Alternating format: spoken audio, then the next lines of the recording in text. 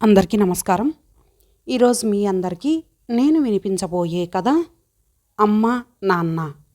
రచయిత భాగవతుల భారతి గారు. ఇక కథలోకి వెళితే, అమ్మకి నాన్నకి ఒంట్లో సరిగా లేదట. అస్సలు లేవలేకపోతున్నారు. ప్రొద్దున్నే అన్నయ్య ఫోన్. ఆ పల్లెటూరిలో ఎందుకు? నీ దగ్గరకు తెచ్చుకోకపోయావా? నీ దగ్గరైతే వైద్య సౌకర్యం అది ఉంటుందిగా అన్నాను నేను. నేనెంత బిజీగా ఉంటానో తెలుసుగా. మీ వదినకి అమ్మకి పడదుగా. అదిగాక ఈ వయసులో ఆ ఊరు వదిలి రావటానికి ఇష్టపడరు వాళ్ళు. సరేలే, ఓ రోజు నేనే వెళ్ళి చూసి వస్తాలే. మీ అత్తమామ ఎలా ఉన్నారు?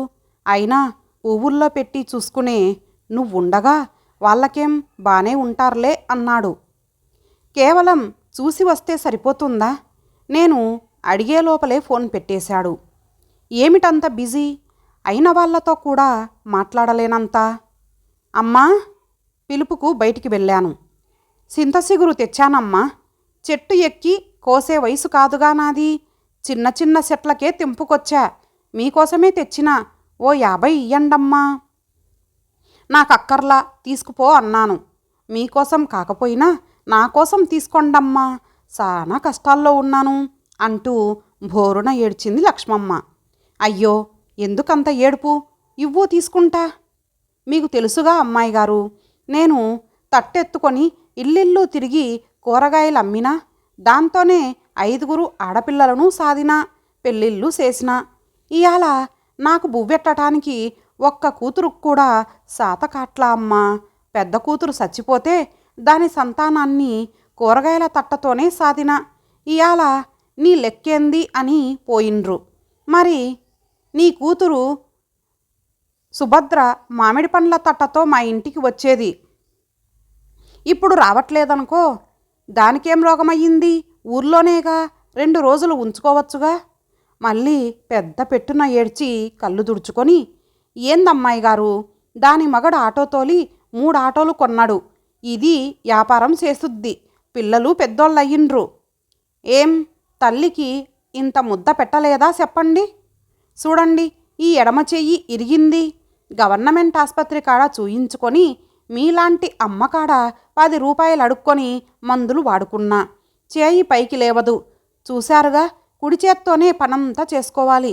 పాసివాకిలి ఉడ్చాలనా, బాసన్లు తోముకోవాలనా? ఏందమ్మాయి గారు ఈ బతుకు? 5 కూతుళ్ళుండి కూతుళ్ళని మొగుళ్ళు రానియవద్దా లక్ష్మమ్మ?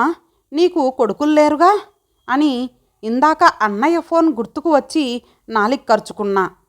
కొడుకులుంటే మాత్రం ఏ కొడుకులు సుత్తున్నారమ్మాయి గారు? ఎందుకు చూడర్లే, ఎక్కడో తప్ప కొడుకులు చూడకపోతే ఎవరు చూస్తారు? మా ఆయనగారు నేను. మీలాంటోళ్ళు ఎక్కడ ఉంటారమ్మాయి గారు? ఇందా ఈ డబ్బులు బట్టలు తీసుకుపో, అవసరమైతే రా, ఏడవకు. లక్ష్మమ్మను పంపి లోపలికి వచ్చాను. పాత పేపర్లు సర్దుదామని ఉపక్రమించా. ఓ వార్త ఆకర్షించింది.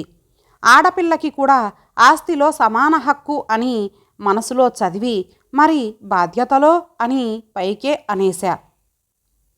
మీ సత్యం పెదనాన్న పోయాడటోయ్. ఫోన్లో మాట్లాడుతూనే నాతో చెప్పారు ఈయన. పోతే పోయాడు, కష్టాలు గట్టెక్కినాయి అన్నాను ఉదాసీనంగా. అలా ఎందుకన్నానో ఆయనకి తెలుసు కాబట్టి ఏం మాట్లాడకుండా అవతలికి వెళ్ళిపోయారు. నేను వంటింట్లో వంట చేస్తూనే పెదనాన్న గురించి ఆలోచిస్తున్నా. ఎప్పటి సత్యం పెదనాన్న, ఎప్పటి కదా. ఇప్పటికీ ఈ వయసులో నా ఫోన్ రిసీవ్ చేసుకొని విని సమాధానం చెప్పగలుగుతున్నాడంటే చాలా ఆశ్చర్యంగా ఉంటుంది. పలకరించటానికి ఎప్పుడూ ఫోన్ చేసినా ఒకే రికార్డు నా చెవిలో మ్రోగించేవాడు పెదనాన్న. హలో పెదనాన్న, ఎలా ఉన్నారు? హలో, ఎవరే? నువ్వు పార్వతీ కదూ? ఏం చెప్పమంటావే నా కష్టాల బ్రతుకు? చిన్నప్పటి నుంచి ఇంతే కదా. మా అమ్మ నాన్న పోతే ఇల్లిల్లు తిరిగి ఆయవారాలు చేసుకుంటూ, ఆయవారాలంటే తెలుసుగా, రోజుకో ఇంట్లో భోజనానికి చెప్పుకొని వాళ్ళు పెట్టింది తిని అలాగే చదివా. ఏదో పోస్టాఫీస్ గుమస్తానయ్యానా. ఇక మీ పెద్దమ్మ మగపిల్లాడి కోసం 4 ఆడపిల్లలకు తల్లై ఆరోగ్యం బాగుండక మంచం పట్టిందా? అప్పుడు చాకరీ చేసుకోవాల్సి వచ్చిందా? పిల్లల చదువులు, పెళ్ళిళ్ళు, పురుళ్ళు, పుణ్యాలు ఒంటి చేత్తో లాగానా? ఆడపిల్లలంతా ఎవరి దారిన వారు పోయారు. మీ పెద్దమ్మ పోయింది. వీడు నీ తమ్ముడు సీను, నేను ఏదో ఇంత వండుకొని తింటున్నాం. పెళ్లి చేసుకోరా అంటే చేసుకోడు. ఏదన్నా సంబంధం ఉంటే చెప్పరాదటే. సరే పెదనాన్న, ఇప్పుడు సీను వంట చేసి వెళ్ళాడా ఆఫీస్కి? నా శ్రాద్ధం. వాడు కొంపలో ఉంటేగా ఎప్పుడూ ఆఫీస్లోనే ఉంటాడు. ఇప్పుడు నాకు 90 ఏండ్లు. ఈ వయసులో ఇంటి చుట్టూ ఊడ్చుకురావాలా, అంట్లు తోముకోవాలా, నా బట్టలన్నా నేను ఉతుక్కోవాలా, ఇక అన్నం వండుకోవాలా. ఇదిగో ఇప్పుడే వంకాయ కూర వండి కంచంలో అన్నం పెట్టుకొని ఫోన్ ఎవరన్నా చేస్తే వినబడదని దగ్గరెట్టుకొని కూర్చున్నానే. వాడెప్పుడు వస్తాడో ఎప్పుడు పోతాడో వాడికే తెలీదు. ఓపిక ఉండట్లేదే అమ్మాయి. 90 ఏళ్ల మనిషి, ఇంకా ఓపిక ఉండట్లేదే అమ్మాయి అంటుంటే సిగ్గుపడాల్సిన విషయం కాదా? ఎన్నిసార్లు ఫోన్ చేసినా పెదనాన్న ఇదే వినిపించినా విసుగు లేకుండా నేను వింటూనే ఉన్నాను. అది కాదే అమ్మాయి, నీకు తెలుసుగా, బందరులో ఉన్న బాలక్క మొగుడు కరోనాతో పోయాడు. అప్పుడే దాదాపు ఏడాదవుతోంది. ఇక్కడికి రావే, ఇద్దరం కలిసి ఉందాం, కాస్త నాకు వండి పెట్టు, నేను నీకు ఆర్థికంగా అండగా ఉంటాను అని చెప్పానే. వస్తానంది రాలా. ఈ ముసలాడు ఎవరికి కావాలి? సరేలే ఉంటా అని ఫోన్ పెట్టేసేవాడు. పెదనాన్న పోయాడు. ఏమిటిది?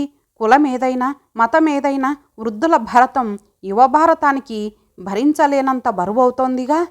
ప్రతి సమస్యకి ఎన్నో కోణాలు ఉన్నట్లు ఈ సమస్యకు ఎన్నో కోణాలు. ముసలి ప్రాణానికి ఇంత ముద్ద వేయలేకపోయారా అని వయసు మళ్ళిన వారి వాదన.